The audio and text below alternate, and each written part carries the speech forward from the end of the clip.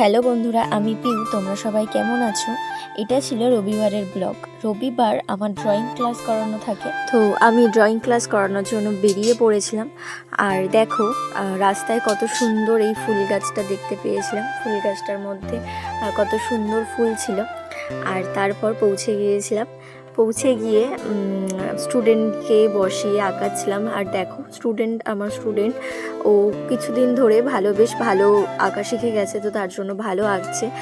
যেটা দেখে আমি আঁকতে দিয়েছিলাম সেটাও সেম এঁকেছে পুরো। মানে ও যতটা চেষ্টা করেছে, ও খুব ছোট এখন, তো ওটাই অনেক।